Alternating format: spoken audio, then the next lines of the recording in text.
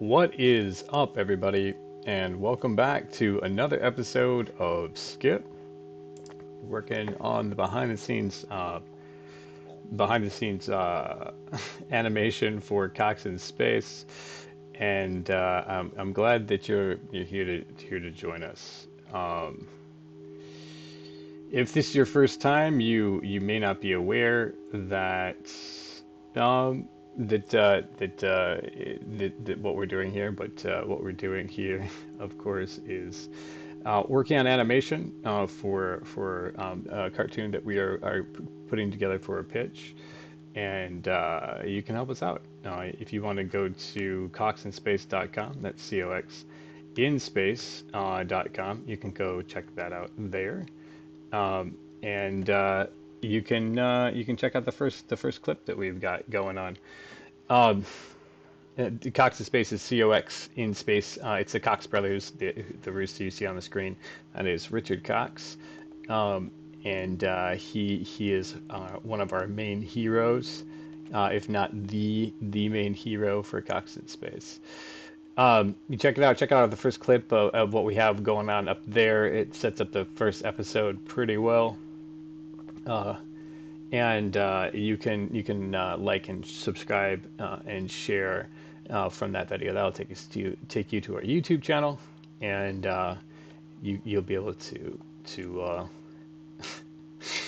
take it to the YouTube channel where obviously I'm streaming. So you know, it'll take you right back to the same place that you found this video.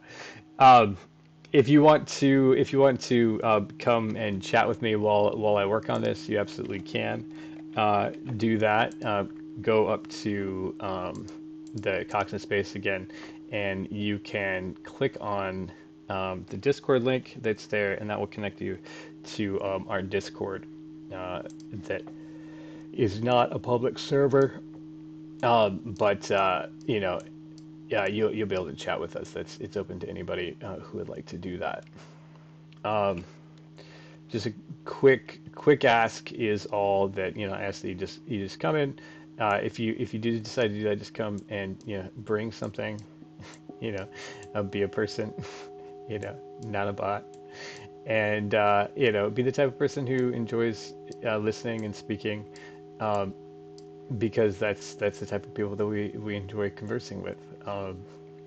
And it's odd to me. It's like crazy to me that I have to say that, but apparently that is not everybody's understanding of how conversations work.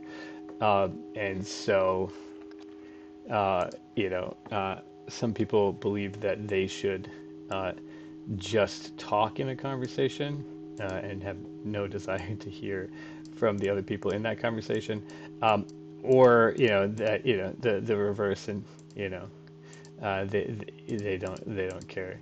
I'm very much interested in hearing about other people's lives and worlds and points of view. That's one of the things I find the most interesting. Um, as part of a conversation and as part of being making this publicly accessible, is to find out about people in their worlds.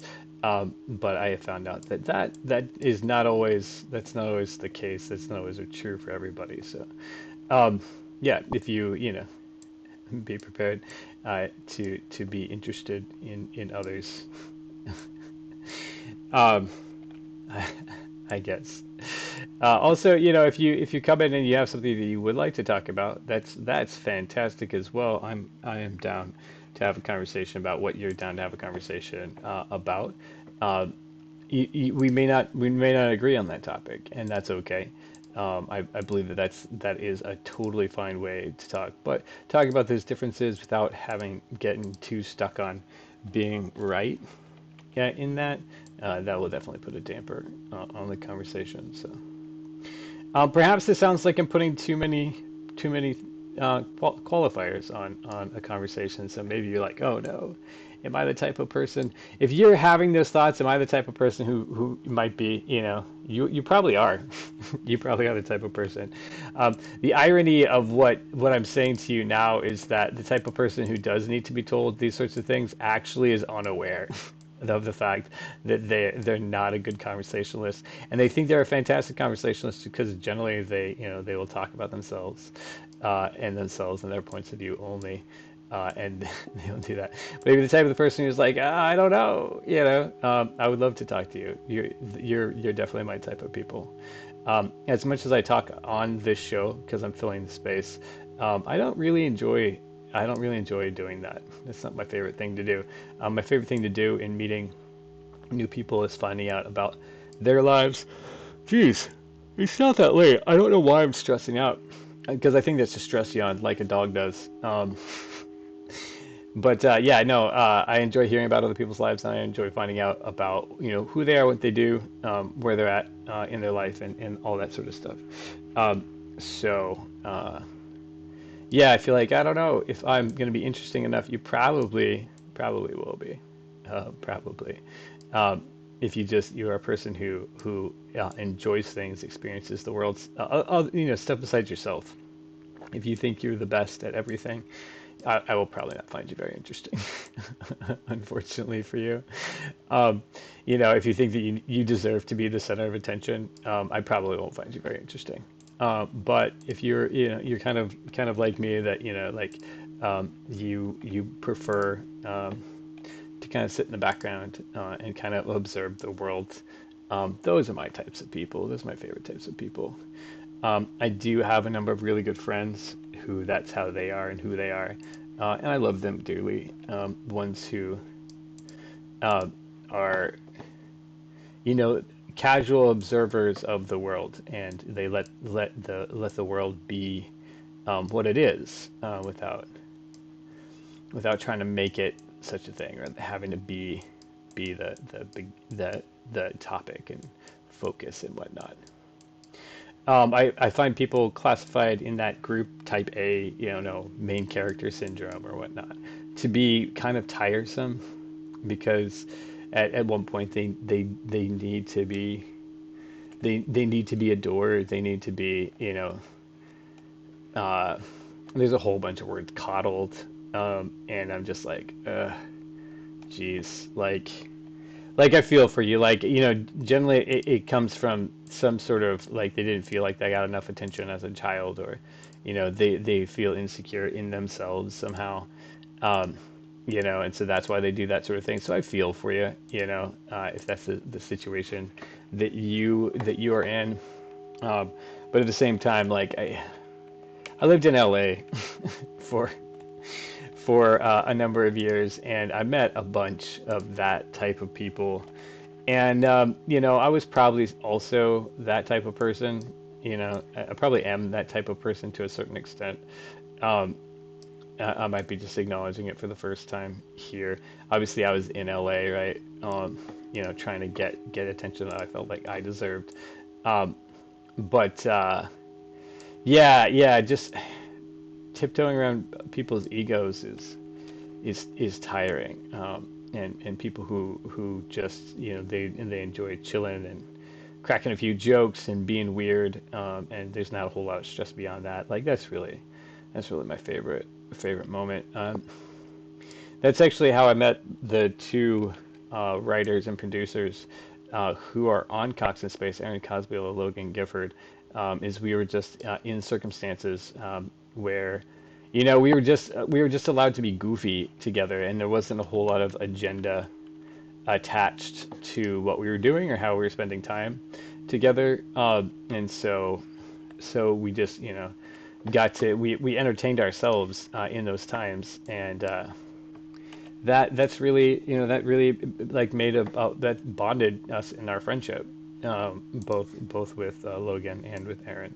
um, and so and that to me, that's like to be like the best types of friends and friendships, is that ones that you can just be a dork with them, and have a few laughs, and remind each other not to take life so seriously.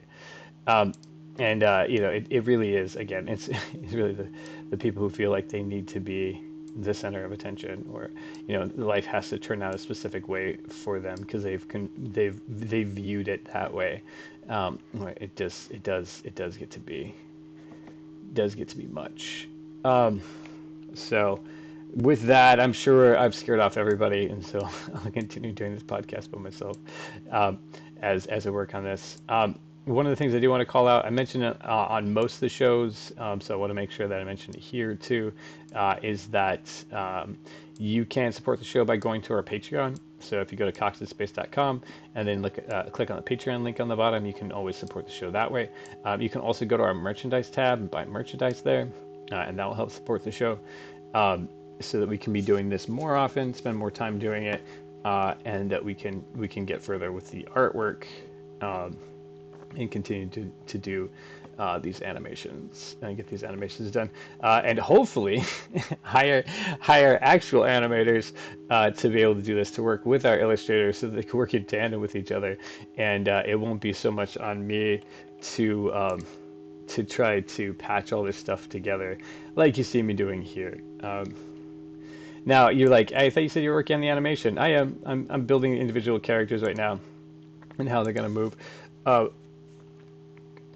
Obviously, it'd be better to have models of these guys, and we could put them in scenarios on the sets, um, and just go from there. That that is not available to us right now, given the budget of this project. We did have enough to get the illustrations done.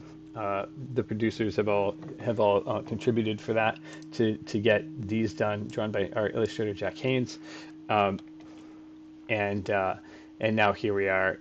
I'm doing the animation not as a professional animator, um, but as a person who saw the need for the animation to be done. Oh, jeez. I swear I was not tired before I sat down. I was like, all right, let's do this. Um, and as it is, in order to get this pitch done, we needed to have the work. We needed the animation to be done, and so I have a little knowledge, and so here I am, using what little knowledge I have, in order to accomplish this for Cox Space and for you, the viewer of the future, so that you can you can see that we've done this by hand. In 2026, that's kind of a big deal. That we are doing this work ourselves, and it's not typing in a prompt. I think that it's important to see the process. And then also, as I've commented a bunch, and this is the reason we talk about creative philosophy on the show, is that I want you to know that Rome's not built in a day, right? Any project that you're working on is going to take time, and someone's going to have to put in the work, and it's generally going to be you, the one who has the idea, in many different capacities. Peter Jackson, the director of Lord of the Rings, he wanted that project to be done, and he had a huge number of people working with him on that project. But I'm sure Peter will tell you that he worked 18 and 20-hour days for the 2 years or whatever that it took to do that. So you might be comfy in charge of a project, but the person who wants to see the project done is generally the one who does the majority of the work, in my experience, because there's so much to do. Even if you're heading up a bunch of different things, there's just so much to do. So as the director of Cox in Space, which again is only an incidental position, because somebody needed to oversee the work, and I was the one who is, I don't know, enthusiastic, or I don't know if I'm qualified to do it, but I am. I do want to see this project get done, and I won't give up on it. And I think that the guys know that about me, and so that is how I've gotten to the position of doing this thing. Aaron we had the idea, back in Chicago. We did it as a live show, and as I mentioned so many times, I'm sure, and that we got together to write it. We pitched it to the Annoyance Theater, where the original run happened, and so that de facto put me in charge of that. And then Aaron comes back years later. Meet back up again, and he's like, "Yeah, I still have Cox in Space as an idea," and so that put me as the de facto director, as I had a story calculated for helping write the project. Um, so it is because I keep showing up that this project keeps getting done. So that's the reason that I'm directing it and doing the animation for it. Um, so so it is how it is and what it is. It's also the reason it's gonna look the way that it does because of me showing up this way, for good or for bad. It's gonna look how it does because in so many ways this is I'm giving it my all, and that is what it is. Um, I've mentioned, right, like no real training in these things, whether it's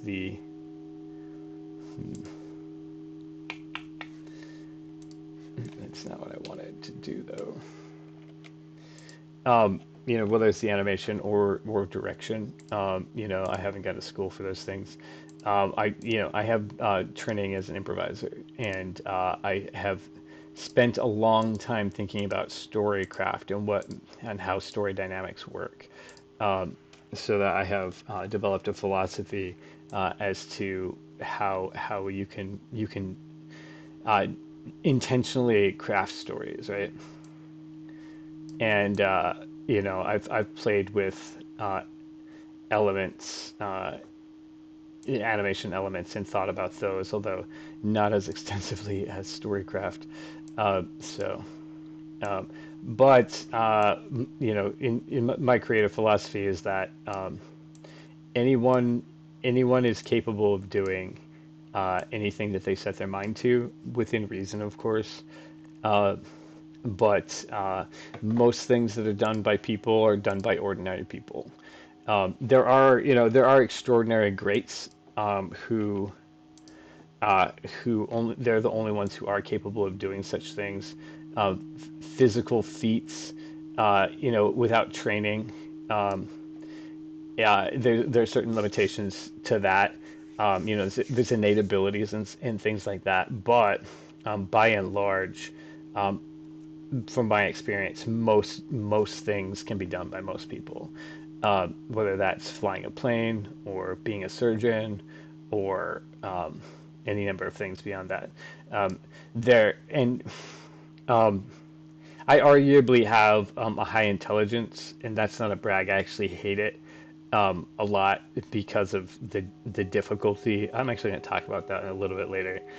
The difficulty that it brings um, to like be able to see so much stuff, um, you know, that's kind of a pain, and then not being able to relate to people because they can't understand where I'm coming from most times.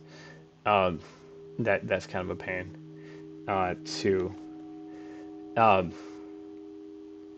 but like I'm like, oh, okay, cool. Well, we can figure it out, right? And that might not be true for everybody. Maybe not everybody can figure everything out. But the argument that I'm making is that most things are so basic that most people of average intelligence are able to do them. Um, and there are flashes of genius that are required in a lot of ways to do some things. Some people just aren't creative, right? And artistically creative in particular ways. Like some people don't have words. They don't their use of language is but they're better at visuals, or some people are better at the types of maths and stuff like that. And so, like, obviously within your skill set, but like if I feel like if you're like drawn to do something and you start to show some aptitude for something, that you're actually very capable of accomplishing whatever it is that you're thinking of. Very very likely, and I have seen that. Um, I've seen that a lot. That you know, it doesn't take. The only thing that stops most people is exposure, right? Like I forget who said it recently, but it was something along the lines of like, I'm not so much interested in the Einstein and everything that he did, but more so the talent that died in the sweatshops and in the it died at hard labor and things like that. The point I'm probably slaughtering that quote, and it may not make sense the way that I'm saying it. But it was just this idea that intelligence is so common that Einstein really only is the one who makes the breakthrough that he does because he has the opportunities that are presented to him. Like he's not he, and I think he would say this too. I think that Einstein was not like an abnormal intelligence. He got exposed to certain ideas, and that is what helped him come to the conclusions that he did. And it's the same thing with like all forms of art. Like the reason that I have an aptitude for visual art like this is because I was given a computer really early. I was given uh, like not animation but illustration software when I was young. So I got the chance to play with all these things, and so I've been playing with a type of Photoshop since I was little. And so if you're in a place, I think I need to take his beak out and we'll be ready to go. If you're in the place where you're in a country that doesn't have that available to you, you don't have computers available to you, um, that your education wasn't valued or artistic expression wasn't valued. Expression is highly valued in my family. Um, I think I've mentioned you can go back if you want, and so I'm not trying to like repeat the point too much, but that artistic expression within my family, like they're just by my aunts and uncles are like almost always making something artistically, even if they often don't do anything with it. um, they like make these fantastic sculptures or paintings or um, my uncle has written a couple of novels, and they're not trying to do anything with it. No, they just do it. It's just it's just what we do, and that's how they kind of see it. Uh, and so since that's so valued, I think that's one of the reasons that like I value making art. I obviously desire to do it commercially, um, because I don't want to be at my day job for the rest of my life. You know what I mean? I feel like this is a show, for one, like Cox and Space is a show that people will very much enjoy. I think that we have something to say, and that it is something that yeah, it will bring a lot of like entertainment. It has like actually decent entertainment to it. Um, that is something that I want to share with the world and to make money off of. So I'm different from them in that way. But like if I wasn't in the place where that was, like that artistic expression was valued, that I might not be exploring it as much, and finding that sort of thing. So I've been fortunate in that way, right? But back to the point, but I think that like if you are in the place where you have this desire and you've been exposed to these things as well, um, that how's that going to work? I think that I'm just here to encourage you that you can do it. It can be done.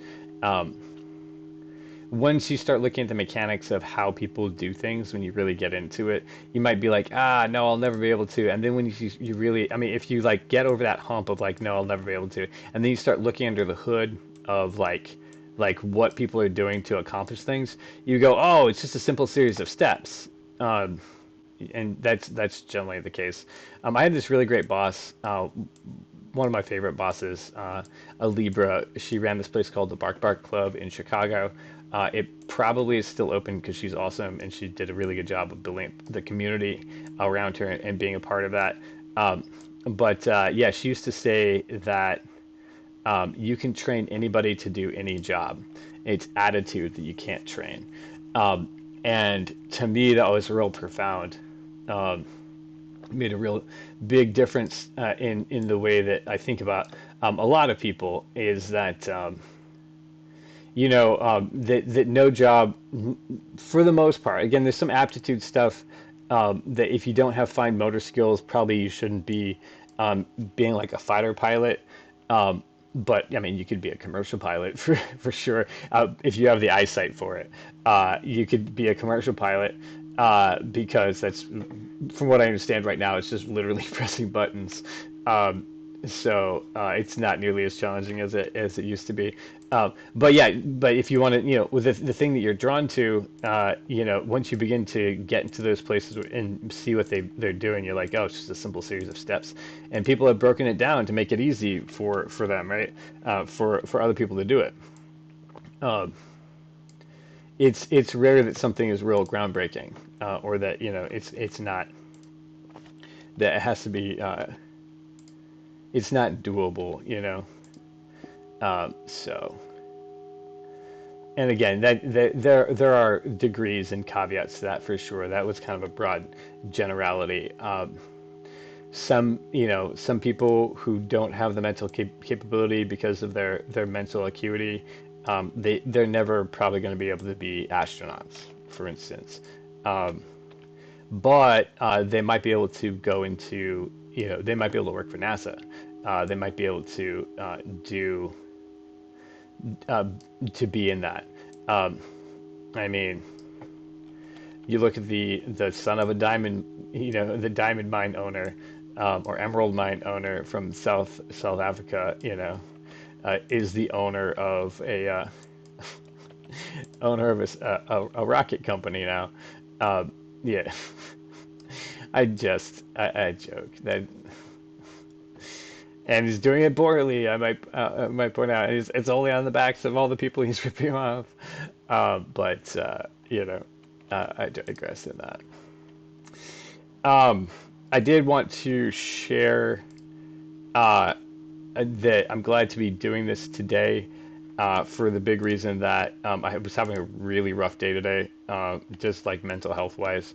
That I think it's important to share for everyone else who also goes through stuff like that. Um, One of the things that was happening is I was having like a kind of like a flashback moment between where I've been. I'm gonna try to do this without calling people out, and what I've experienced, and the new situation that I'm in. Um, and it was causing me like this stress where I was like getting this feeling that like, um, I can do the best that I can do here. But like in previous situations, I also did that there. And then it turned out that regardless of what I did in my best, um, you know, people don't always like being around me. And things have a tendency to turn south seemingly out of nowhere. Um, and It probably has something to do with me not understanding like the social dynamics for real. Um, like I'm really good with social dynamics on paper, like character dynamics and how they work together, like how stories are put together, because that's like an ideal version. But the way that people and their psychology works, and how like people like I don't know how they like form like cliques and stuff. You know what I mean? Like how they like how people like create allies within social groups. I don't know if that's the way quite the right way to say that, but that is kind of what I mean. Because every like small community is basically um, it's like who's friends with who else, right? Um, and um, I don't really value that. You know what I mean? Because like I feel like everyone should be appraised on each their own ability. Um, and not because of like how who they like have slept with, or like who they, you know what I mean, like the favors that they've curried. to the other people. Um, and so I don't know. I know it's totally wrong. I know it's a totally wrong way to evaluate things because obviously that is the way that things have always worked. Um, I just I just don't personally value it. I think it's a like even if you've done me good, you know, and I think this is probably what people hate about me too. But like even if you've done me good, if I'm like, yeah, but you're not right for this job or whatever, this specific task, I'll be like, nah, you shouldn't be doing that task, right? Even though I love you a bunch, right? Um,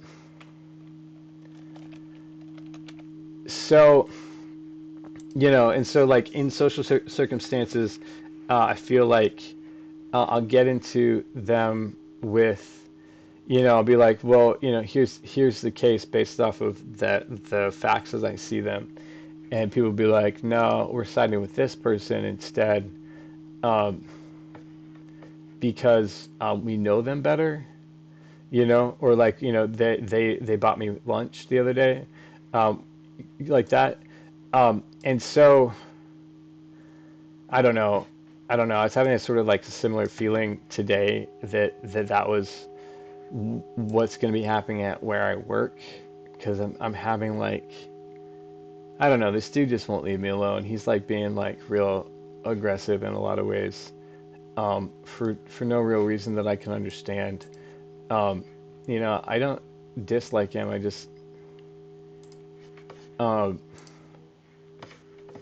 he's just a big kid. You know what I mean? And like I'm not trying to like play games with him at all. Because I just know where that goes. Like when you start playing games with people, like feelings get hurt, and then people start acting stupid for like, because of something stupid. Um, so because of a game that was being played instead of like the actual things like the qualities of the job or whatever.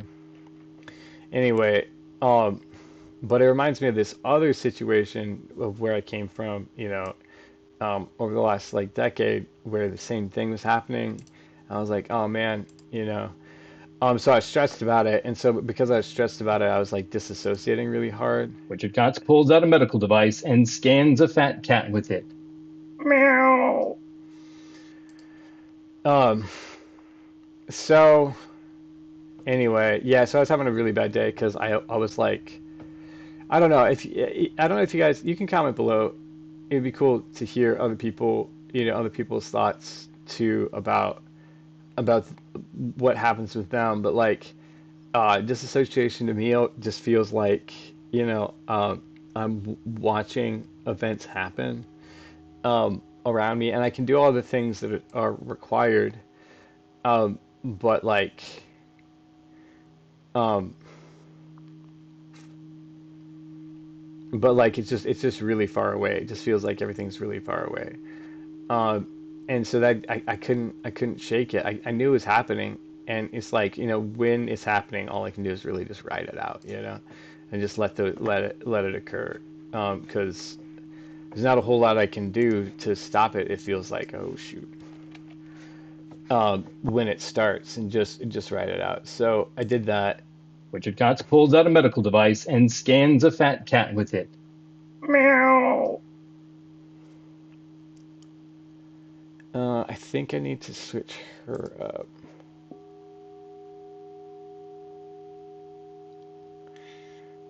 Um, I know that he wanted to do something dynamic with her hand, but it seems like if I just remove it and flip her arm, it should work better.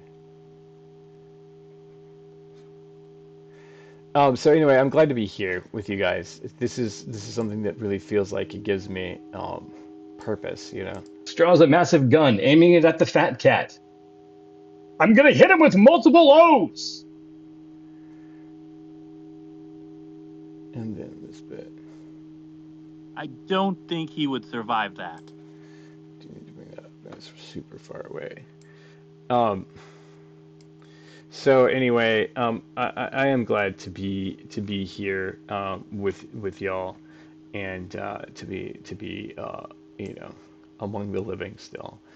Uh, that it's for me, it's so exhausting to be doing things that I really don't feel connected to, and that's part of the thing too. Like I just don't feel connected to the job that I'm doing. Obviously, uh, because what I do is kind of a meaningless task. I mean, yeah, it's necessary to have people to run food in a restaurant, I don't think he would survive that.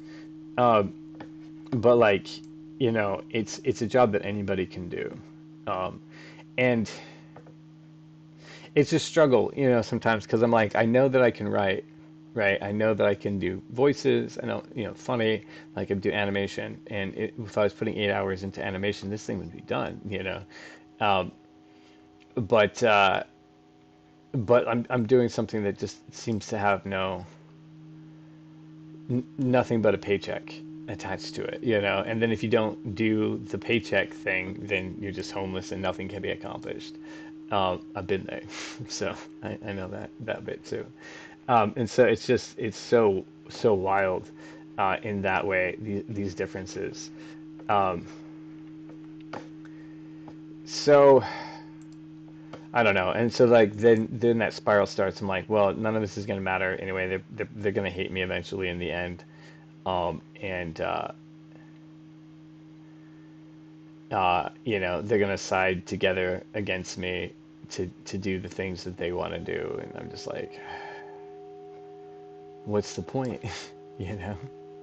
So, I came back here, I meditated, I practiced the guitar, and now here I am. I fed the cats, I made some food, and now here I am. Richard Kotz pulls out a medical device and scans a fat cat with it. Um, all right, I'm gonna do this. So that's been replaced. Let's pull up this cat and let's fix her so that she is more. Anyway, yeah, please comment below. You guys are welcome to comment. Your thoughts, opinions, whatnot, how you deal with that. Because I know I'm not the only one struggling as a creative person under capitalism, late stage capitalism in America. Um, that it was like, ah, oh, geez, because here's the thing, like you'll notice about most people is that the politicians like to be like, oh, and the oligarchs, they like to be like, oh, if you gave them a living wage, they wouldn't work. And I'm like, have you seen the internet full of things of people doing things not for pay? um like that idea that people are lazy is so absurd, because look at the evidence, that to the contrary, that despite what you might believe, a lot of people have a lot of things that they're very passionate about and love getting done, and if you give them more time to do them, they absolutely will do them. Um, so, you know, like. Uh, I'm pretty excited to see what's happening in New York right now with the Social Democrats, Socialist Democrats, I think is what they're calling themselves. Um, where it's like, look, people are great. We need to work together as a society, to that will probably work better. I do need to. That will probably work better. Yeah, something like that maybe. Where they're like, let's make sure that we have enough to eat, since we can. Let's make sure that, kids are taken care of since we can. Um, like, let's make sure that housing is affordable. So,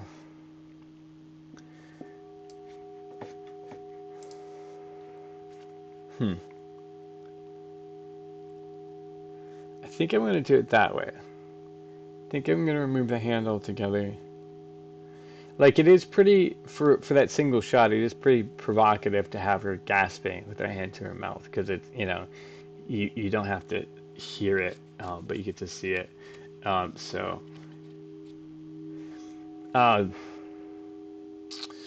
but I mean, so for me, like I was saying, like I'm dissociating pretty hard, and watching the world. But like for me, that's never a place where like. And one of the things I was glad to see, just in general, is that that's for me a never an excuse to behave badly, or to be cruel, or anything like that.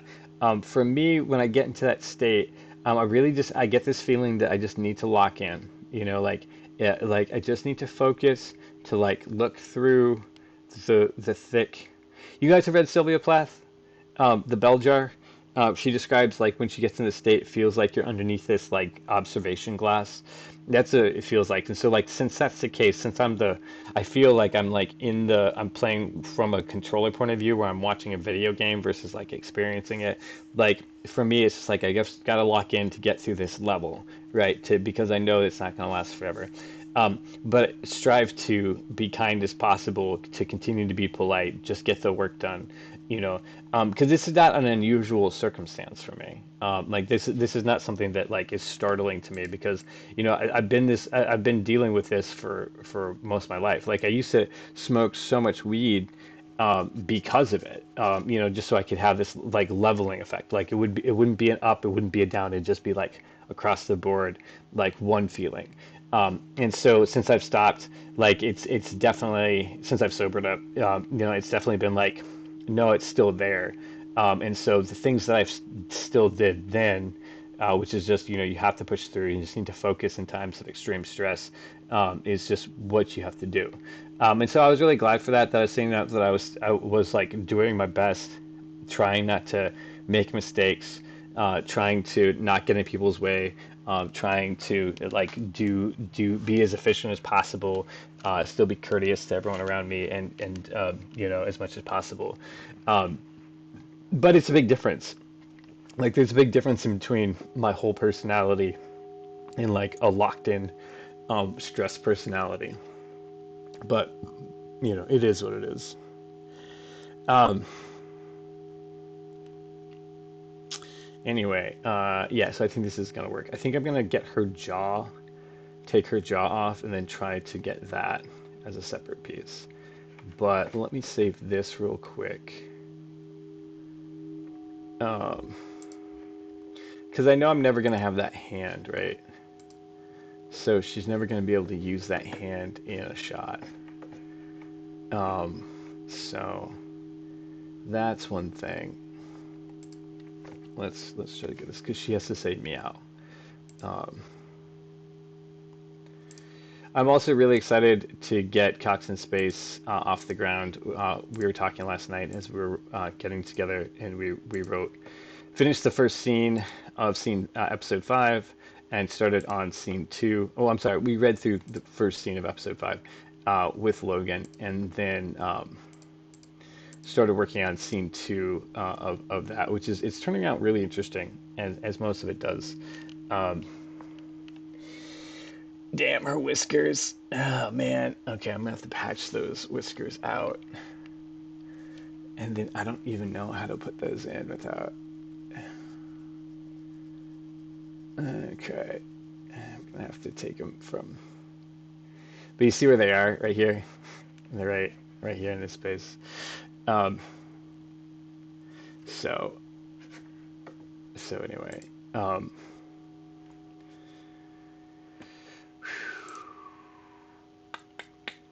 yeah. So it's you know um,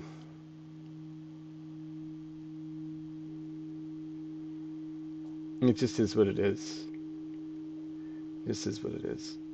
Uh, it's funny that like I have been dealing with this for so long, that it is just part of who I am, and then I forget, that not everybody has to deal with this, um, and I don't.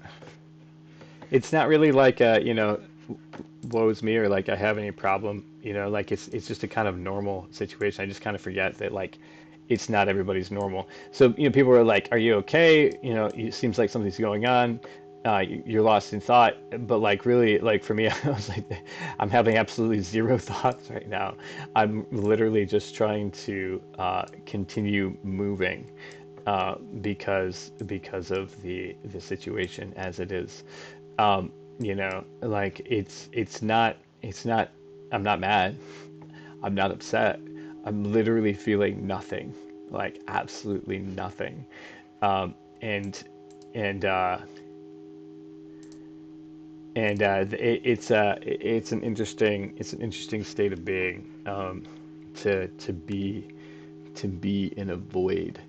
Um, the gravity well that we described in the first episode is the best description that I've ever given to it. Is that, it's just a big blank spot that exists.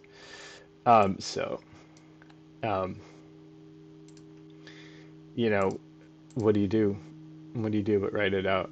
Um, a lot of people. This is sounds kind of like a brag, but once you understand the context, I think you'll see how it's not. But um, like my ex-wife would be like, we'd be tripping together, and I would just be like, doing ordinary things, and she'd be like, "How are you even functioning right now?" Right? And I'm just like, "What are you talking about? You just see through the thing that's happening inside your brain, and then do whatever you need to." Like one, we used to trip on the holidays all the time. It's not, I mean, okay, if you're into psychedelics, I think it's great. It's a great thing uh, to uh, to take like a yearly like cranial flush, where you like get your mind straight and back into understanding that this is a kind of all an illusion, that um, the ego is lying to you, and that the language is made up, and all that sort of stuff, right? But one year, we had tripped with friends, and then we had tripped that morning. And then I remembered or realized, I can't remember exactly how this happened, but I had to go to work. We had dropped acid, and acid is not a short trip.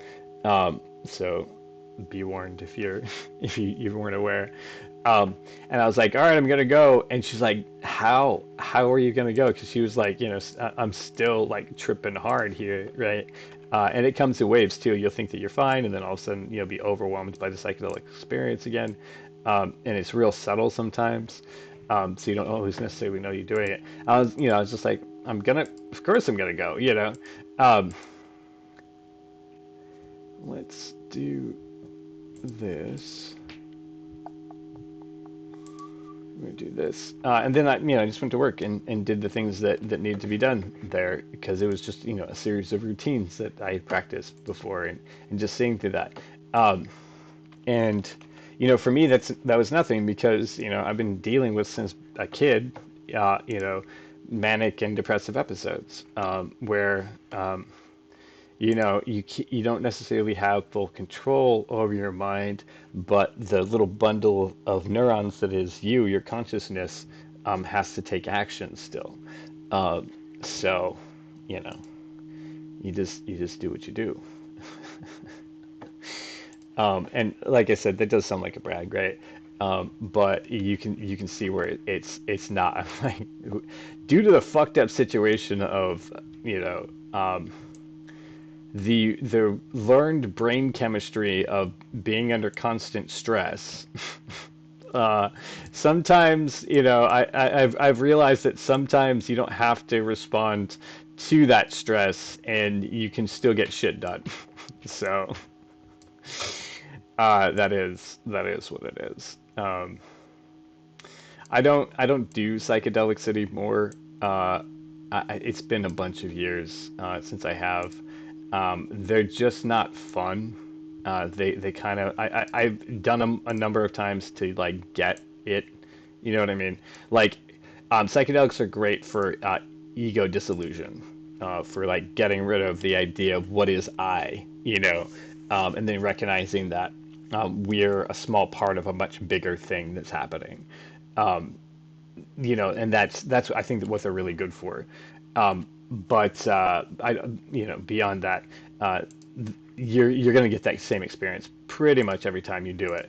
Um, and when people say they have a bad trip, or like it's scary or whatever, I'm pretty sure that's what they're talking about. I've never really had that experience, except for I think one of the first times I tripped really hard, publicly. Like, we went to a party and stuff, and then I was around a bunch of friends when it was happening. Um, and that was, that was because it was like, being in a social setting, and having an ego dissolution was super strange. And so that was kind of scary. But beyond that, like, it just it's not. Because of that. And so for me, the psychedelic experience is kind of like, yeah, I mean, here's the ride again. We're gonna go on the ride again, but like, there isn't that much more to learn from it, from my point of view. Um, as much as it is fun to hang out with a bunch of people who are all, melting their faces at the same time, but like, and then, for me, it just goes on for such a long time. Um, that whoops, that I'm like, okay, is it done yet? Are we done? Um, so, like yay for enlightenment, and I want to do something else now. So that's just me personally. So comment below, if you want to. I'm sure it hits nobody. It surprises nobody that that I have tripped multiple times. So that it's been such a common experience with me that I it I don't value the novelty of the experience anymore. So that is what that is, right? Um, for those you who are watching, welcome. Feel free to comment below on any other things. You're definitely welcome to come join our Discord also if you'd like to, and come chat with me if you would like to do that. I'm gonna probably be hanging out for like another hour, I'm guessing, so you can do that um, if that is your jam. You're welcome to listen to me just talk about the different things of what's happening uh, in my life and brain. So yeah, uh, so this is, for me, like, I'm ready. You know what I mean? And we're I don't this project isn't quite finished yet.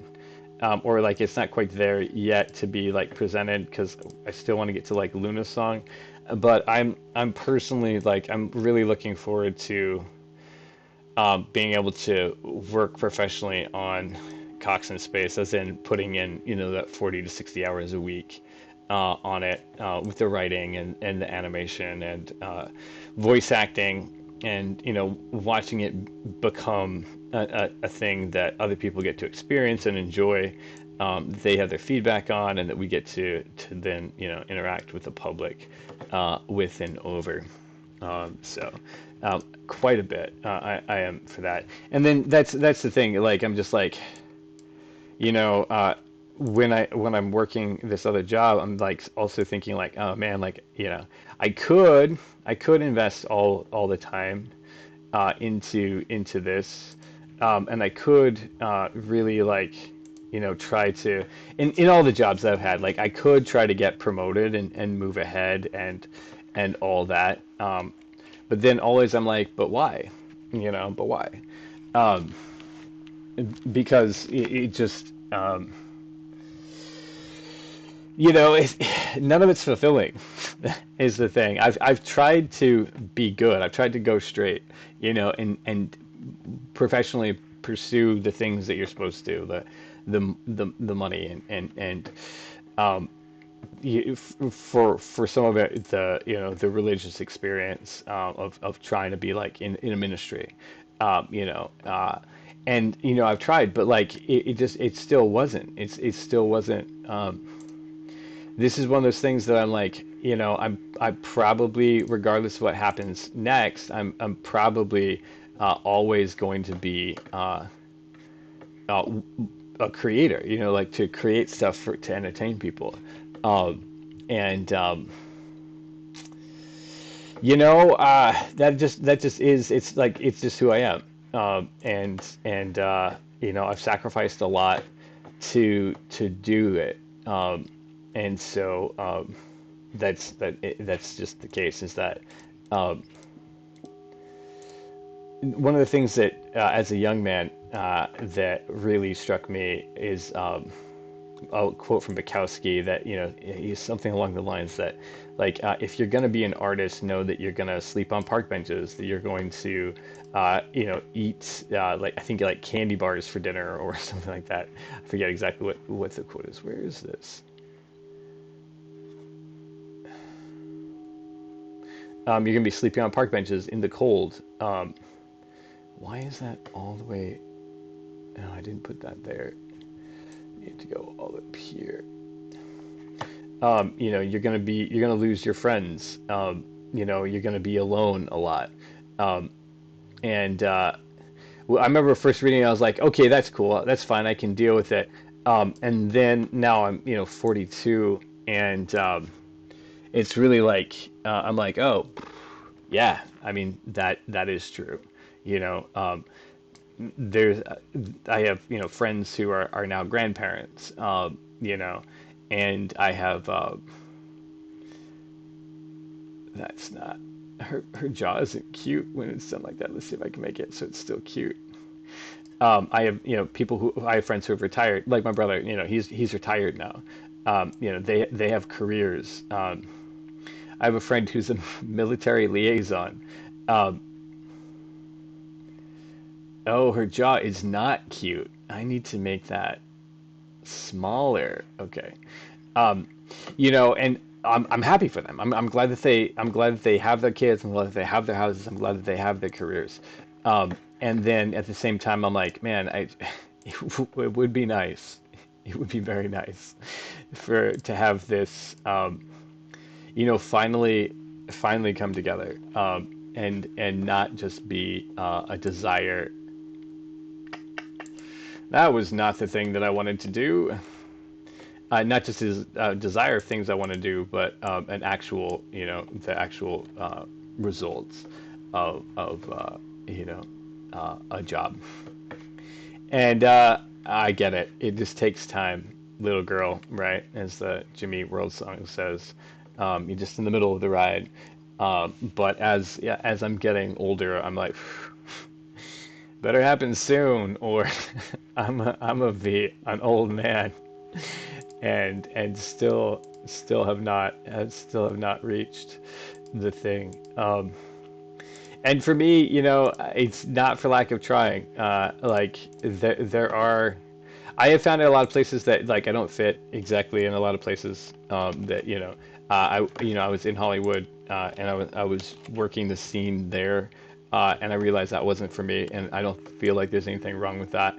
Um, but hang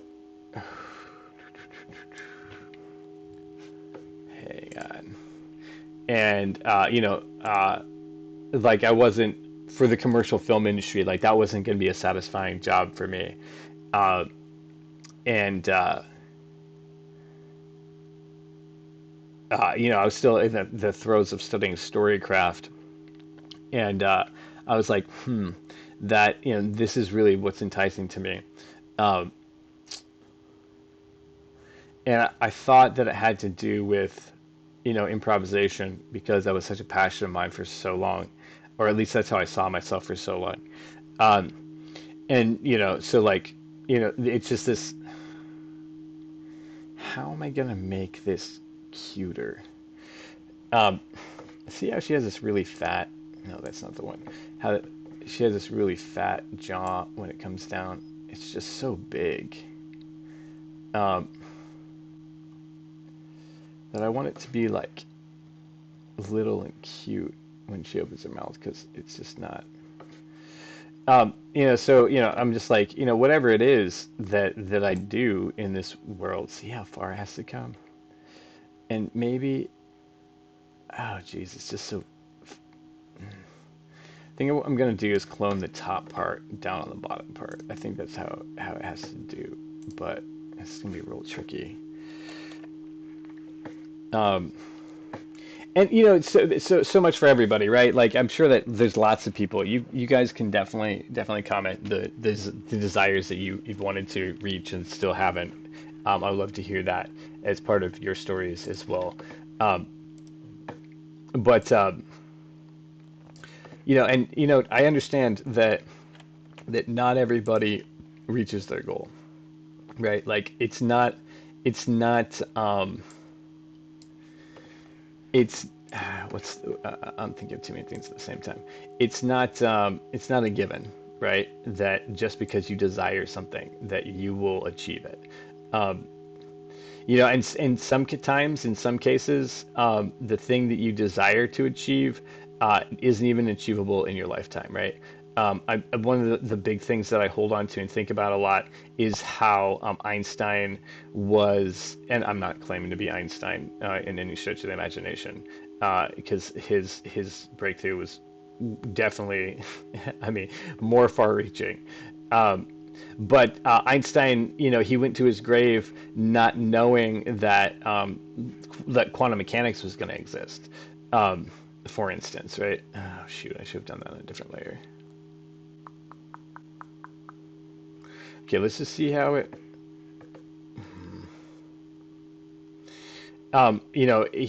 He was. Dang, I do want to do it, but I don't want to do it. He went to his grave, not he was looking for a God particle that he wasn't sure that they could find, and they didn't find it in his lifetime. Um, and uh, I think they have found. I think there was the boson, um, the Higgs boson that they were looking for, which was kind of along the lines of what he was looking for. But in a lot of ways, I think that he was. I'm going to do it like this, just in case. Um, but he didn't know the Wright brothers. They didn't see commercial airlines. In their lifetimes. Um, so I don't think that you do necessarily you get to know what you achieve by the time your life's over, right? You don't get to get that success. And in some cases, I mean, there's been likely there's a theory, but I would say it's very likely.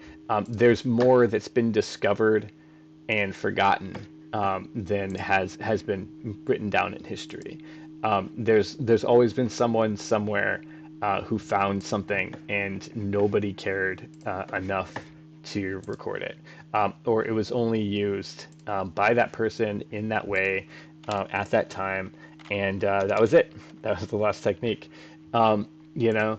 And so that's in some ways I'm like I wonder if that's where I'm going to be at, if that, like the things that I have discovered, the things that I'm doing, if Cox in Space is a sleeper hit that is only enjoyed much later, after I'm gone, it's a possibility. It's a definite possibility.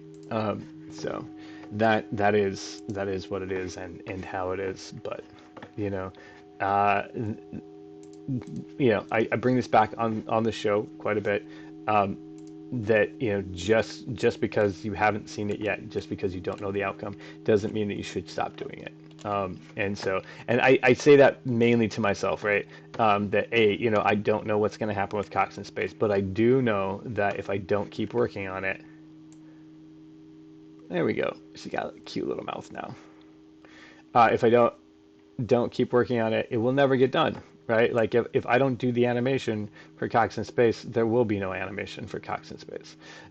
If I don't do that, we'll have nothing to show for this idea. And maybe that is what it is right now. Maybe that's all that it's going to be. Um, Maybe, who knows? There is another project on the Wigwags channel. It's the Detective Brooks series that we did a couple of years ago now, I believe. I believe that I think it was February 2025, or March of February 2025 that we wrapped that. It was fairly early. I know that we did a Christmas episode. Um, no, we did a Christmas episode in the summertime. Um, so maybe we wrapped in the fall. Anyway, it was a show that was pitched to me by the guy I was working for. The title, well, the titular Detective Brooks of the series, and I gotta get that out that tongue, the hairs off that tongue. Um, And he was like, "Hey, I got this idea for this sketch. I thought it was funny. I ran with it as far as a series goes. It's real rough. It really needs to be reworked." But I also knew that if we didn't do that in the time that I was there, that it wasn't ever going to get done. And so I pushed real hard to make sure that we got it done. Um, and there are some really iconic episodes in that. I was thinking about there's one. I believe it's the third episode.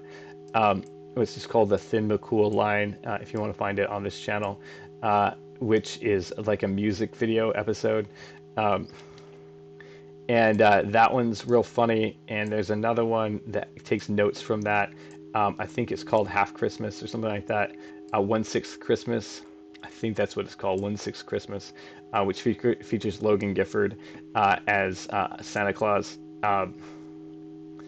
And I was just like, there, if the work wasn't done, we would not have seen those episodes. Um, and it has an interesting story arc. It can be hard to follow because we were trying to do it like 2-minute episodes, and I tried to get way too much information into those 2-minute episodes. But so it is, so it bees. But it exists now. Damn it. Why? Why? Why?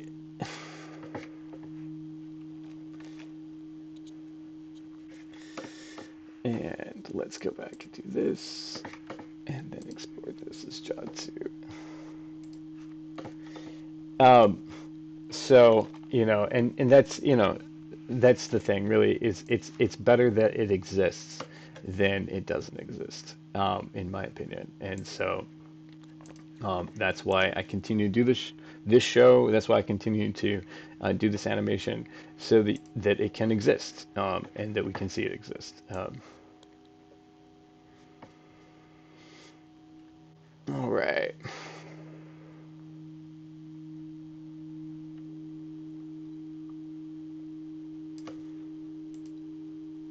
Richard Kotz pulls out a medical device and scans a fat cat with it. Meow.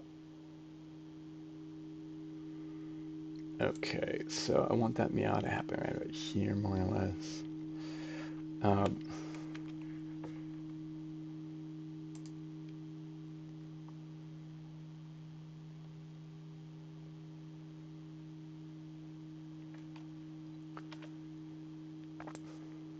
oh no.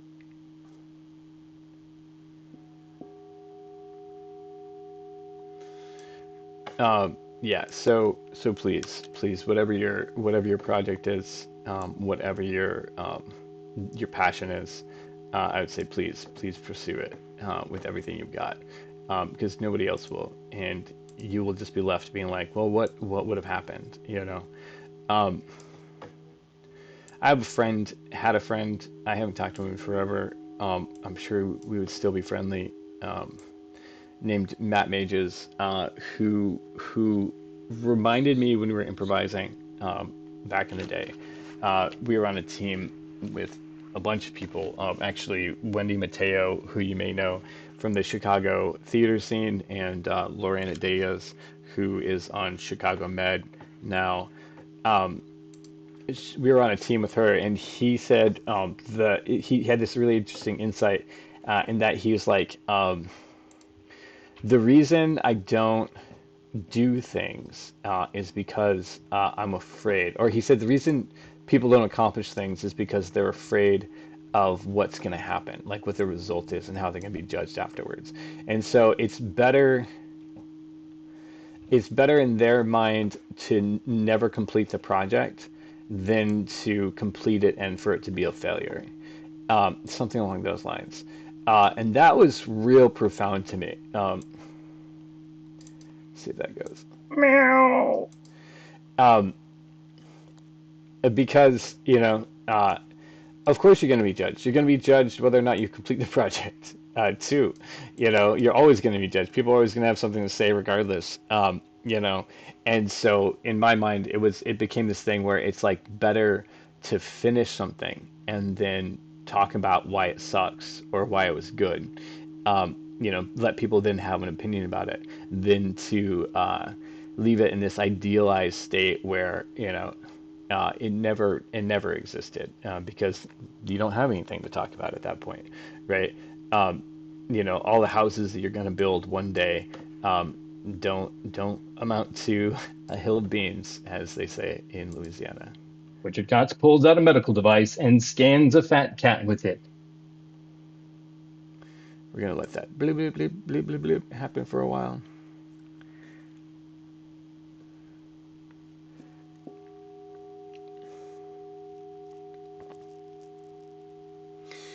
Um, hmm.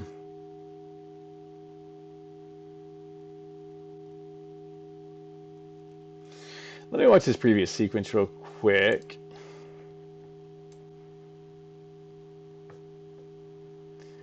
Because they should be on the right-hand side. Yeah, he should be coming at them from the right-hand side. This whole thing should be flipped. But if that's the case, we're not going to see the skyline behind them. Because, okay. The way this is set up now, if you guys want to rewatch this clip, I don't know if you want to.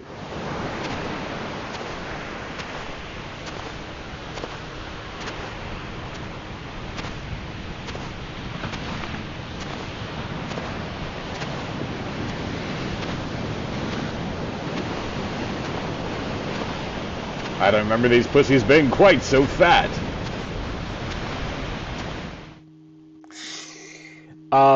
All right. So, okay. They have to be coming from that side, which means that this cat has to be over here. It's a bummer I just did that with the jaw and everything, 'cause everything needs to be flipped now that I'm seeing it. Um,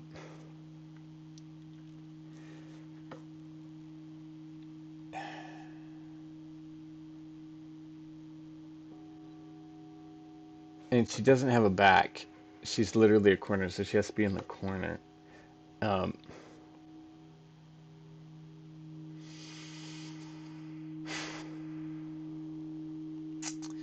let's see. Okay.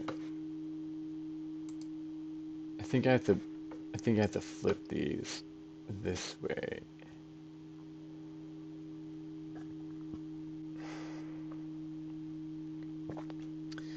This is silly. It's really silly. I don't. Okay. Uh,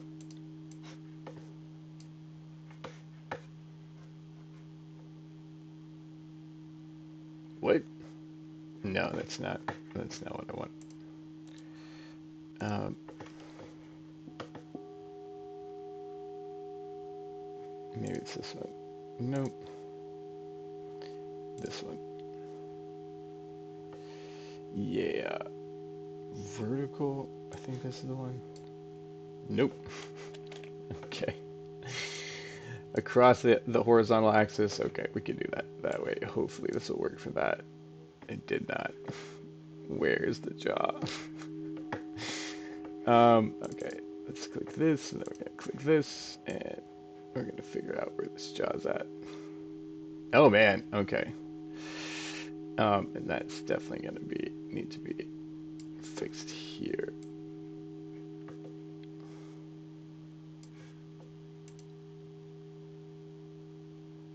Meow. Wow, that does not work at all. Okay, fine. It is where it is right now. So basically, so she can turn in this last shot. Let's do this. She's been quite so fat. And then I'm gonna have her flip around. And then we'll do the cut into it. Okay. Which is coming from this shot here. Oh geez. Oh geez, that's right. I don't have the room to do that with her there because I don't have the room at the beginning of this clip. Um,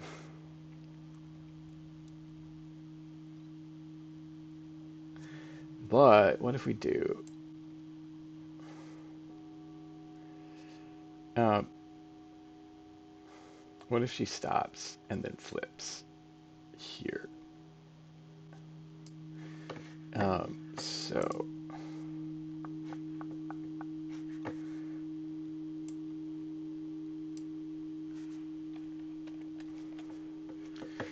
oh, it's gonna get all weird here for a second. I am sorry. But what I'm gonna do here is actually this, like this, and then do one of these here like this.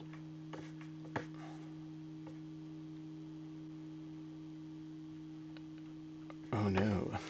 Okay, so it does have the horizontal flip on it, right? Okay, and then, okay. Listen, I don't know why I do this to myself. I definitely feel like in most situations I make things way more difficult than they need to be. So and that has always been the case. And people will be like, why did you do that? I think there's a famous quote of like, if I knew that there was an easier way, do you think I would, don't you think I would have taken it? But it is what it is. It is what it is. So, okay, let's take the position off of this, and then as we go into this, put this one over here like this, and try to, as good as possible, match these guys up, but which we're not doing really good. Um, at one point, yeah, at one point, okay, yeah, I want to do it like face up. That's great. Um,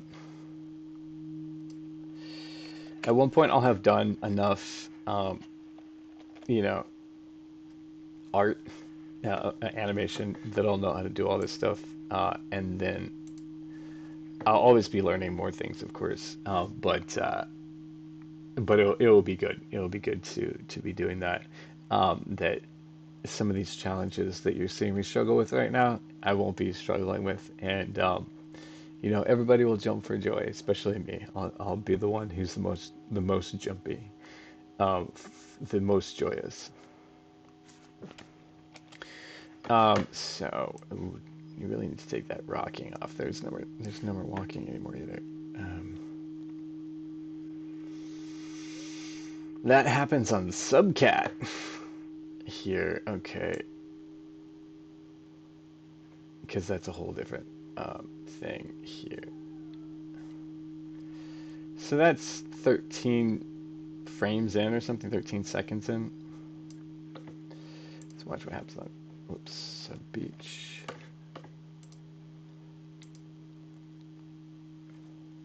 We'll render that real quick. Um, so,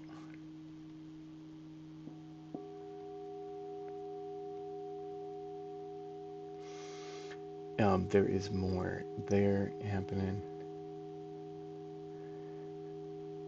But yeah, so she'll flip around, uh, and then I'll move her. Hopefully it doesn't look too weird.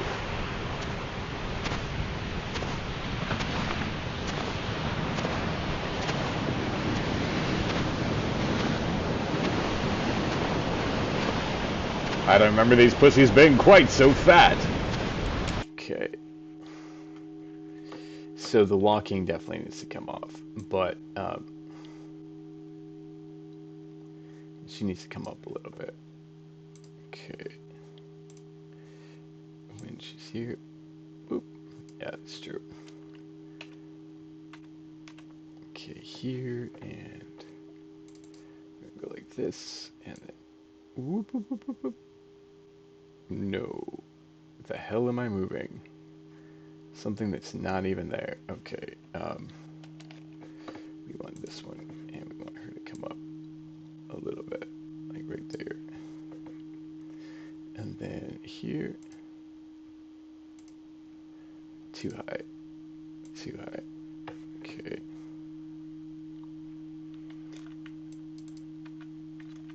Here.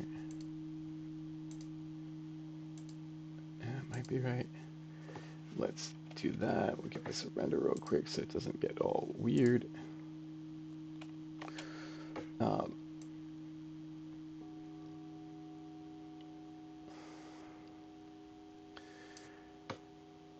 then we need to open up Subcat. And it needs to be right here towards the end, the last 13 seconds. Oh no, it's the last 13 frames or whatnot. 25, let's say 12. Okay, something like that of this clip. But it's not, it's the first 12. 13, yeah, right there, here. We just need to stop walking now.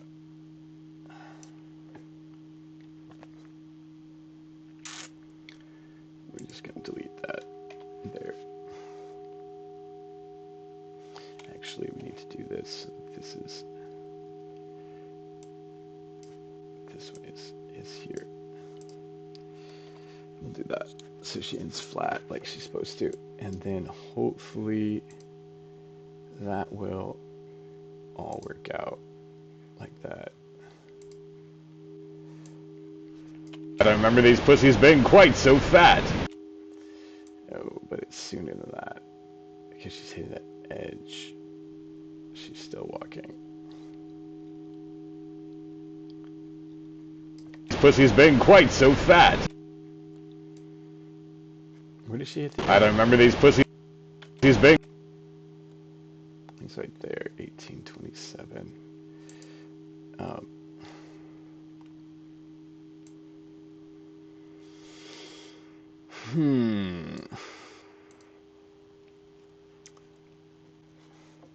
Quite so fat. These pussies being quite so fat. I don't remember these. I can do it at the beginning of the line. Or at the second part of the line here. So as she comes into there, it's this bit right here. So, oh man, the nightmare about what's about to happen. Okay, and right there like that. And then I gotta take it off all of that. Okay, so 117 subcat 117 here. Y'all remember, I mean, if you guys saw in the previous episodes as to why it's running backwards, I did the whole sequence backwards. And so for that, now we are where we are with that. And, you know, I don't know. I'm animating, but that's the best I could say about any of the stuff that I'm doing here. Pussy's been quite so fat. Okay, we can take these steps out too. Pussy's been quite so fat. Wow, that zoom is crazy though, huh? Like, what is going on with that? Seems like it makes sense there. There still needs to be some rumble on those steps.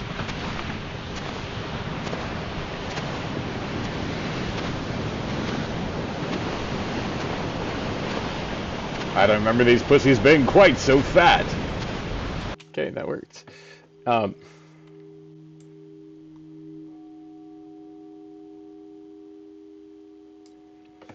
Let's have that be the last step. Pussy's been quite so fat. That zoom, though, it didn't seem so dramatic when she was walking out of frame. Now it seems like it's doing something weird. I don't remember these pussies being quite so fat. Okay, that's fine. Because then we'll have her here.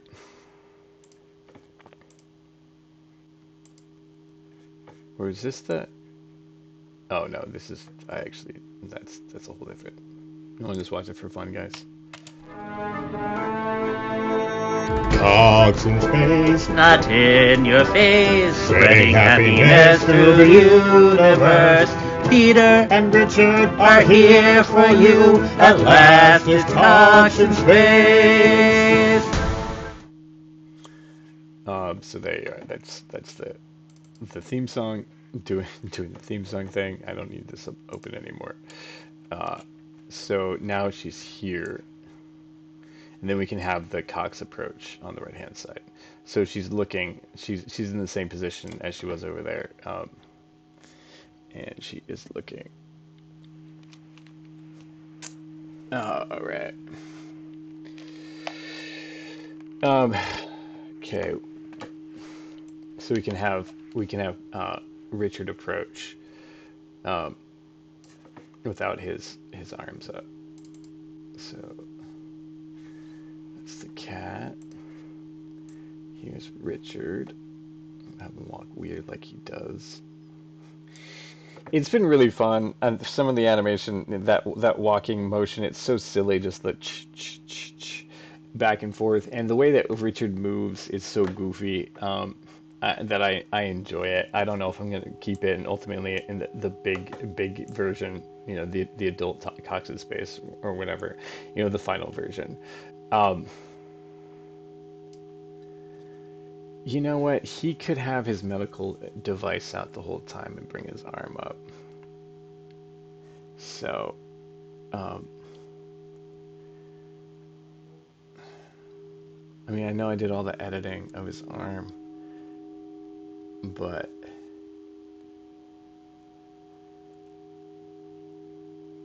all right.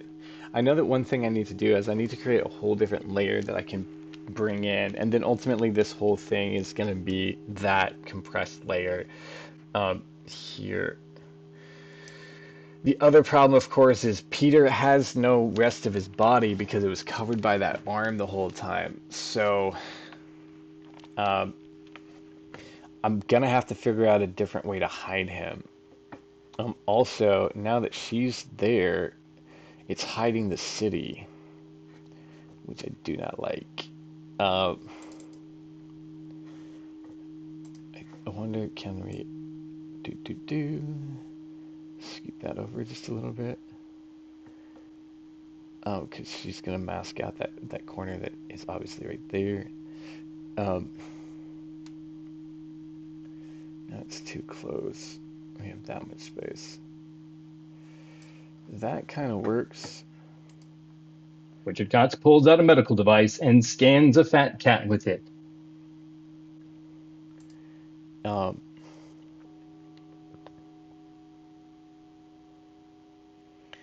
yeah, that's pretty cool actually, where that's at. Meow. And I'll fix that right now because it's something that I can do right now. Um, we're gonna go a little extra long today, I think I mentioned, to try to get some more progress. And I realized I was doing 90 minutes, and that was, for sake of time. Uh, and then I was like, but I bet you I could. I bet you I could go more. So let me just take these out real quick. Um, and yeah, so you know what? It doesn't make sense to do the meow yet because I need to get the timing right with Richard coming in and all that. I'm also okay. I'm worried about what I'm gonna do about Peter, but I can worry about that second. That's a whole different thing. Um,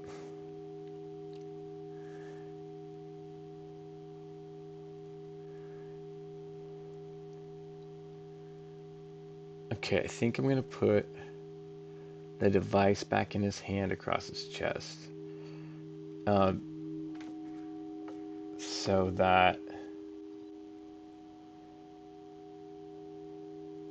his insignia is on the wrong side now. Since I've mirrored him, it's on the it's on the wrong side because it's on the right. It's supposed to be on the right, and there it is, obviously on the left in this reversed shot. Um, so funny, right? How all these little things add these little complications. Um, did not did not perceive or foresee all these. I imagine that's why, they do roughs first, right? So that you can catch all this stuff beforehand, and it doesn't make it into the final production. Um, but as it is, let me just do this. I'm just gonna give it a render real quick so that everything's fine, and then Richard Cox pulls out a medical device and scans a fat cat with it. I really do like the way that the clouds are moving with Meow. the birds flying through it. Um, Peter Cox draws a massive gun, aiming it at the. we're also gonna be able to get him a lot closer um,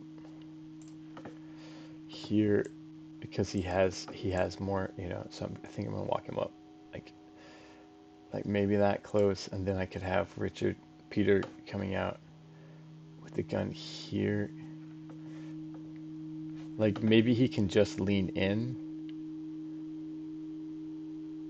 I think I'm gonna have to detach the head also so he can flip back and forth and look back at his brother. But first things first, let's get this guy back together.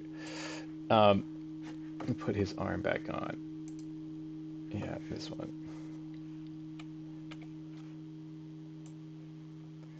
We're gonna put that right here so that he can have that.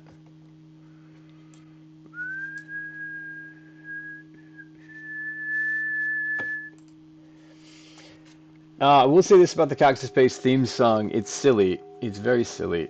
Um, but it's catchy. I will give you that. Once you hear it, um, I forget what this thing's called. Um, Phew. Once you hear it, you kind of have to kind of sing along with it. And that's one thing I will say about all of Aaron's music. He's not a musician. He doesn't know how to play. I mean, I think he knows some notes, and I think that he played a tuba or something. He really loves musicals, but like there's this thing in his brain where he hears ditties, like he hears the tunes, and so he will it's like this, and he will be like da da da da, uh, you know, and he has a lot of exposure to musicals and TV music, and that sort of thing, and so I think that he really does. He does have that exposure to it. Um, and but he's not a musician, so he doesn't play an instrument or anything like that. But all the songs that he does come up with they're very earwormy. So I have to give that to him. I think I mentioned a bunch of times on these episodes that I wasn't a fan of doing the musical episode, but he was able to convince me. Uh, no, he wanted to, and so I wanted to for him. Um,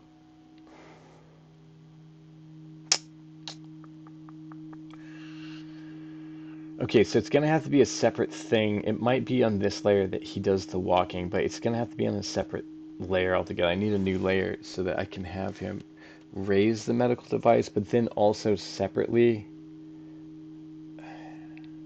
because there's these little yellow things that come off of it to indicate that it's scanning.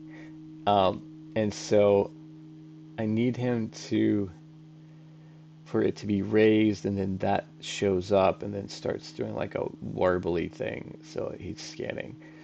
Um, but that's separate from this.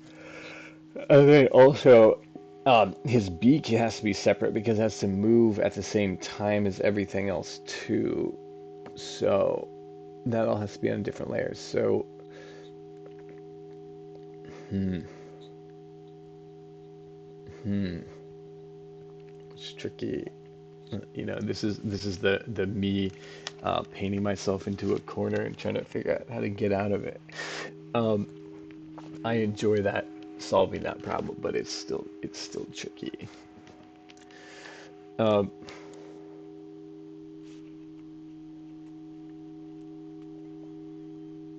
okay, okay. So we need a new layer.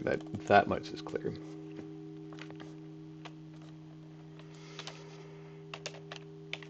Um, and I think one of the things is we need this.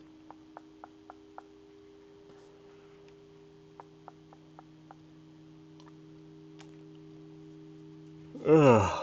Sorry, guys. I don't know if I had it imported yet. We need this guy here, and we need this guy here. So that they're, and we need these both in this shot. We need them to exist for the duration of the shot, which is going to be one of the things that's like just getting the timing right. Just a 30-second shot, so this has to exist for 30 seconds.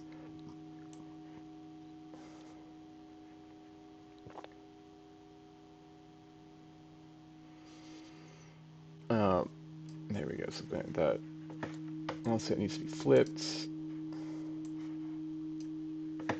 So we're coming out from that side, and then we need to get this guy in here doing the same thing. Look at this little residue right here. That's annoying. I can't believe, I mean, I can, because I'm just, it's so messy. But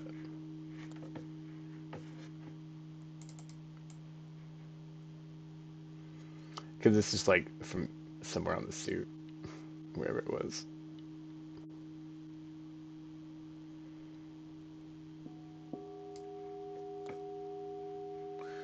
Uh,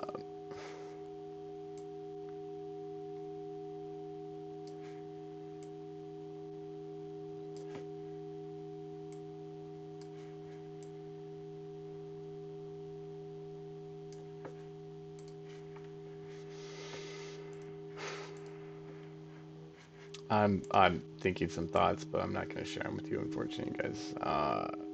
But just just just know that that I hope you're well wherever all of you are, and with whatever you're doing. I hope that you are living lives that are successful and that you are happy, um, in a tangible way, that you can be like, yeah, my life is full of contentment, because of the choices that I made. I hope that's true for you. Um,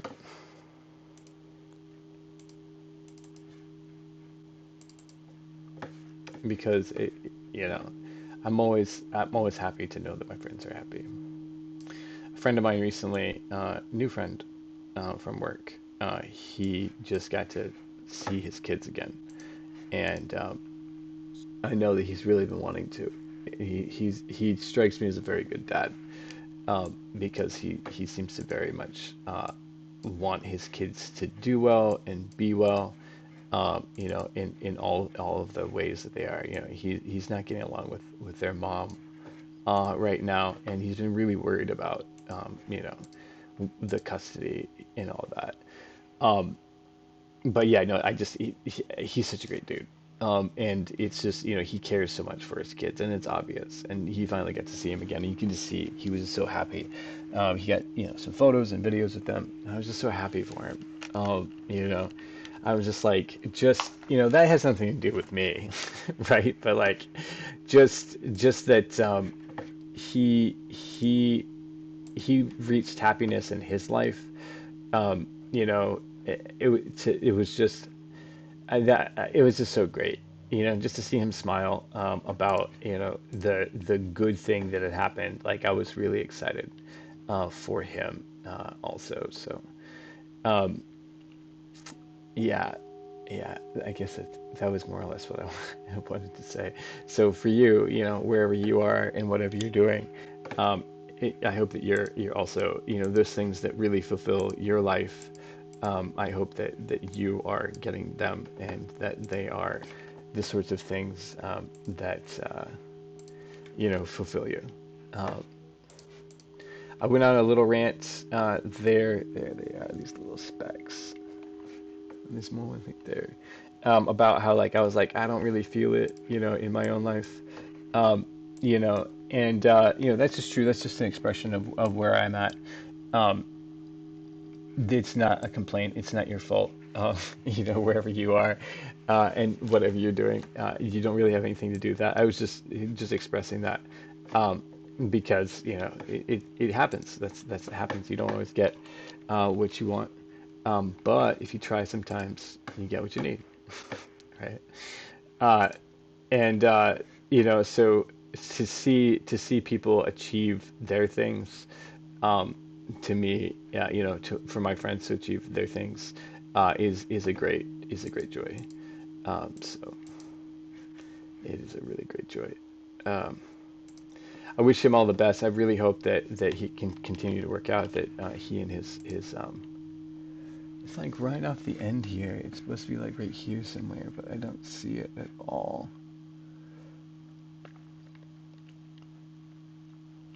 And ultimately, it won't matter all that much.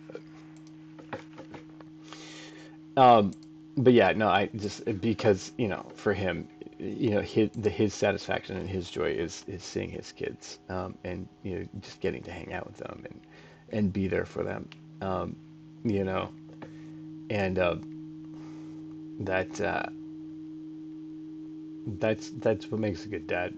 So I hope that he gets to do that more. Um, and for you all, wherever you are and whatever you're doing, that you get to do those things that make you happy also. Richard Cox pulls out a medical Okay, so device he and walks scans a on fat cat with it. and he's scanning her. Okay, so let's say it's out by here, 423. So 423 is where this thing needs to appear, right? Not sure. I'm gonna play with some effects to see.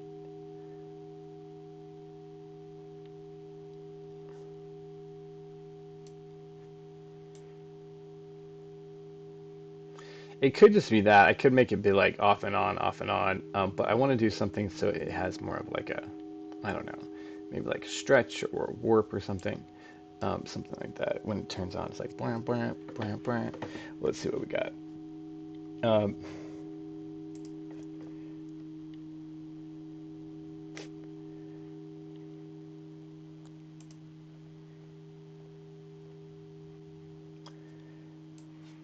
Something like this. No, but what if we uh, take it from here?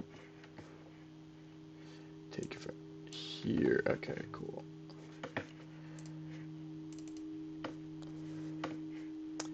Yeah, it is right where it's at. So, um,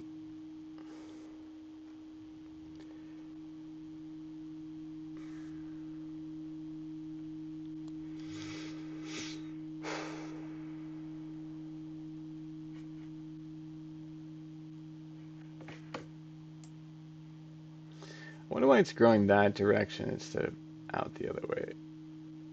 Um, this isn't exactly what I was looking for either. That is fun to know that exists. I could have probably used that in a different way before, but I just wonder what this is. Oh wow. Oh, that's interesting. How is it even? Huh. Yeah, that's interesting. Uh, I think there's more artificial intelligence, or they're using more than I have suspected previously.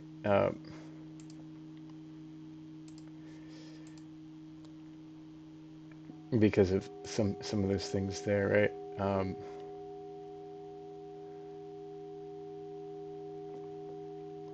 What if a lens distortion would do the thing I'm looking for?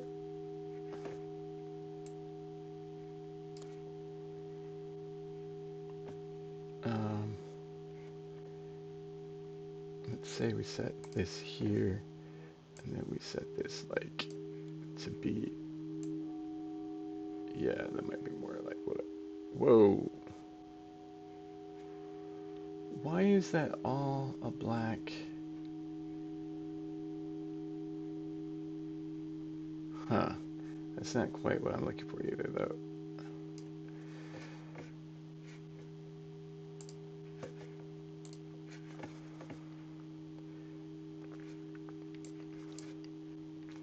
Let's set that here, and then we're gonna do something like this. Okay, here, see what it looks like there. Mhm. That's not it.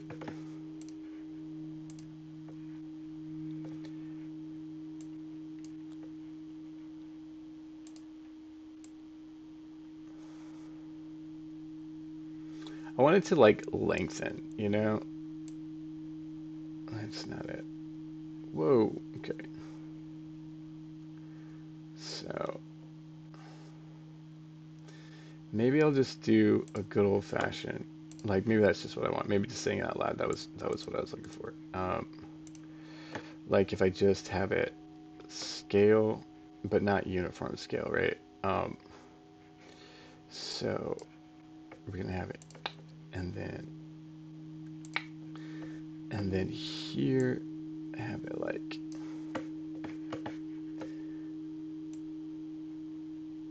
yeah, something like that, and then just do this like a bunch, you know?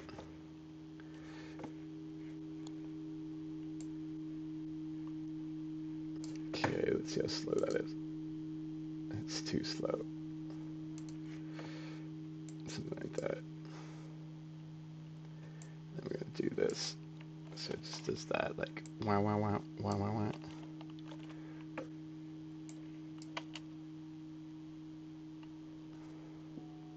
It's still too slow. Ooh, wow, no. Uh, so yeah, yeah.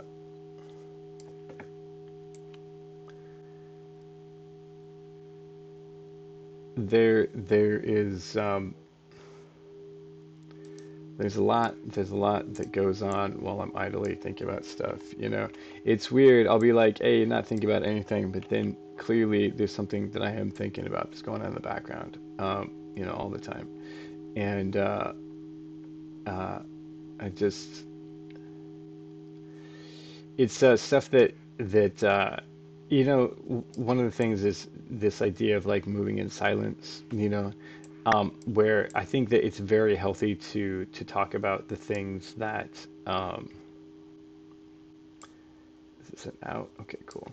That you know, and that you can perceive, and that probably helps other people. And then there's something about desires, things that you hope occur, that you don't know about yet. And that in those things, you can actually spoil the thing by talking about it. Um, and this is kind of like an alchemist, like magic point of view, but like unweaving a spell before it's done. Um,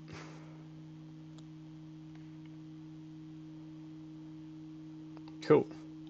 That's kind of the thing I was looking forward to do. And then we're gonna like have it squashed down too.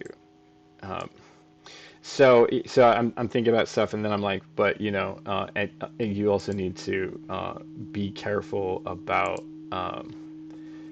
pulling things up before they're quite done. Um, I'm remembering my mom has almost always had a garden wherever we've been, and because she likes dirt and you know, working in the dirt and the soil and stuff, and we had carrots, and I wanted to check to see if the carrots were done yet, and so I pulled it up, um, and I found that it was a very small carrot, you know. Um, but you know, in the case of a carrot, not a big deal. You know, you can put it back in the earth; it can keep growing. But that's not true with everything.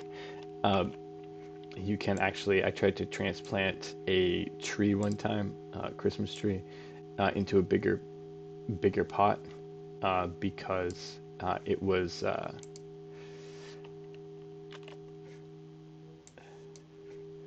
because it had outgrown its pot. It's one of those live Christmas trees, and I didn't know that you need to be careful with doing that sort of thing, and so I killed it that way by shocking it. And there we go. That's fun.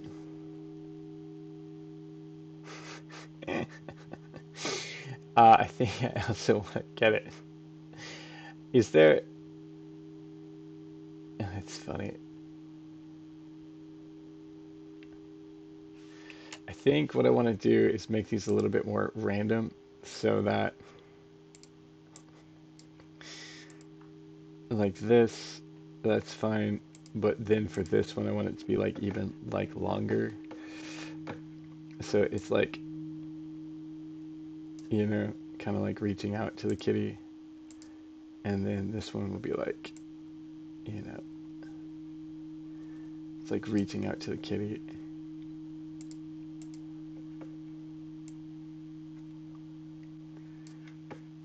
And so it has more of a, um, I forget, Frank was the one who told me about this, but like it has like a human feeling to it. Um, it's not all exactly the same. And so here, let's see how that looks. So, of course he comes in, that's when the device is coming up, and then it's going to be like, boing, and we got this, and then it's like, burp. It's so silly. Its little scanning device is so silly. Like, it's working. It's probably going to have to get cut off at some point. Uh, and that, he's like, yeah, he stopped scanning to talk to Peter. But yeah, something along those lines. That's pretty funny. Um, I wonder if I can have that. I wish I could have it move at like variable speeds. It's not quite uniform. Um, like if I just jiggle these a bit. I don't know if I'm gonna be able to do it. Um,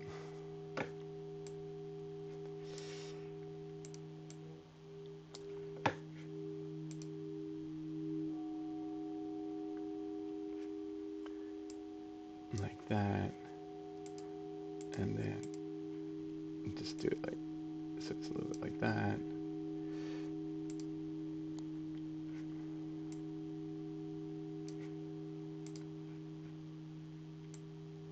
Then like that.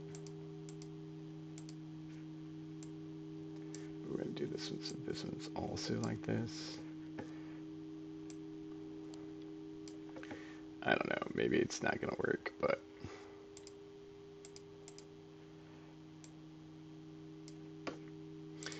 uh, just because I'm running out of things to talk with you about. Uh, but my comfort show now, in case you're wondering, or you're curious, is Star Trek Deep Space Nine, which I hadn't really ever gotten into. I love Voyager. Janeway's my captain for sure. Uh, Definitely Next Generation because that was the era that I grew up with the show. Um, and Picard. You have to respect Picard.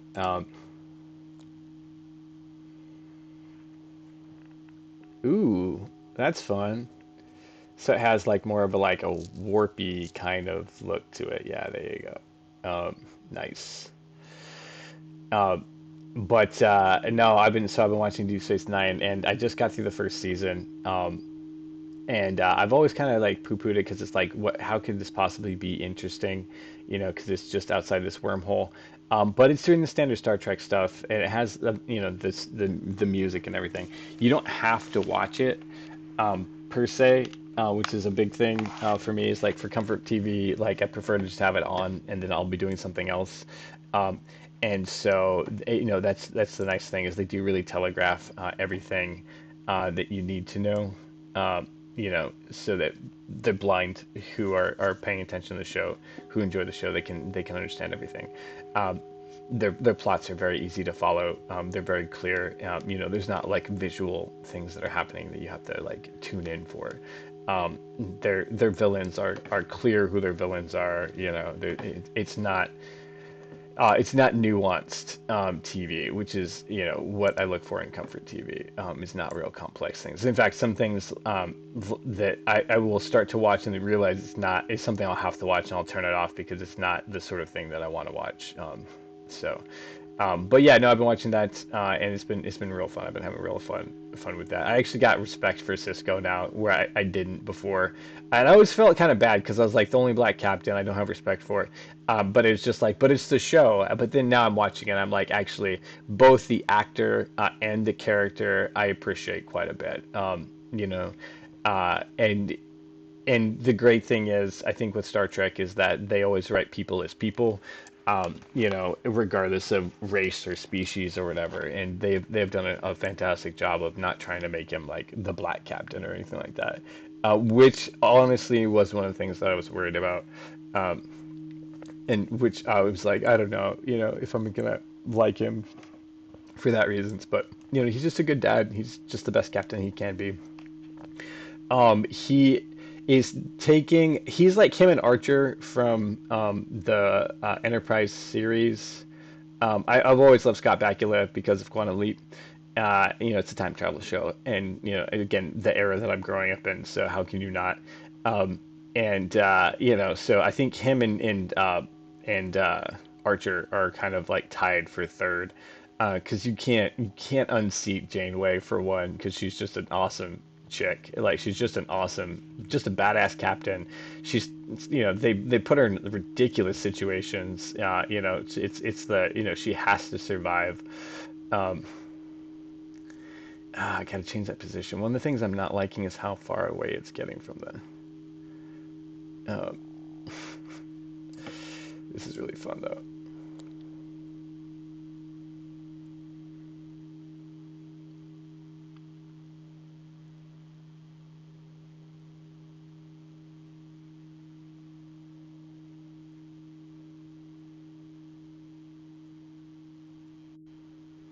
Yeah, I'm liking that quite a bit. Oh, dang. Okay, so yeah, guys, we're coming up to about the end of the show here. Um, maybe. No, yeah, we are coming a few more minutes here. We'll hit the 2 hour mark. I'm feeling kind of, just talking for all this time and trying to focus on this project at the same time. So it has been taxing me. So I would be taking a break if I was going to come back. But yeah, so yeah, just throw that bit in there at the end. Uh, uh, Appreciate that you've been here with me for this portion of the project, watching the things that are going on. I invite you to keep tuning in. I'm going to be trying to do these longer ones and more regularly, maybe a couple in a day on the days that I have free to do that, so that we can get more done. That's kind of why I wanted to do longer ones, because I was like, man, 90 minutes, yeah, that's good, but like, how much more can we accomplish if it's not, if it is more than that? Uh, we got a little ways to go for this shot. I was hoping to wrap it up, but there's some complex movements, with the drawing of the thing, of the scanning of the cat, of him walking on, and then having Peter walk on. Um, that I want to buckle down and really get it done, so that we can see all these things happen quickly. I am trying to get Luna's song done by the end of July. So it's the end of June right now, so within the next like 30 days or so. I think that we can do it. I think that I've picked up kind of the method of how this has to get done. I already kind of have an idea of how we're going to cut that up and to make that happen. And it is basically just her moving through a set, and then taking on different positions as she does that. And then syncing that up with the song. So I think that it's very doable. Yeah, I'm pretty sure that we're going to be seeing the end of this, and we'll do the last run of these shows in about that time, in about a month or so. And then we'll see what happens. We're going to do the ad campaign to promote this more, and I would appreciate you who are listening in to subscribe, share, like that as it comes out, as you see it, and then hopefully we'll be looking at a deal coming in to get this done, to produced, so it can stream from a platform near you. That is the idea anyway. Um, I am your host and friend, Skip Marazi, here on a behind the scenes podcast for Cox in Space, working on the animation for that. And we're going to pick this up again, not tonight, but definitely tomorrow. And hopefully we'll be able to do either 2 streams of like 90 minutes or a 3-hour stream or something like that, so that we can get this shot underway. What we're looking at is just getting Richard to come on to the set, where the cat has turned from this previous shot, and or this previous shot rather, so that she's turned, and then cutting into this shot, where she's there, and then having Richard approach her, and then start the scan, before Peter pops up with his gun. Um, I might do something comical where he leans into the frame. That might be the ticket, because it's silly, and it might be something that he does, and then we can get away with not having his legs. Um, but but we'll see. Thank you again for tuning in. We will I'll catch you on the next episode, and I hope wherever you are that you are well. So be well.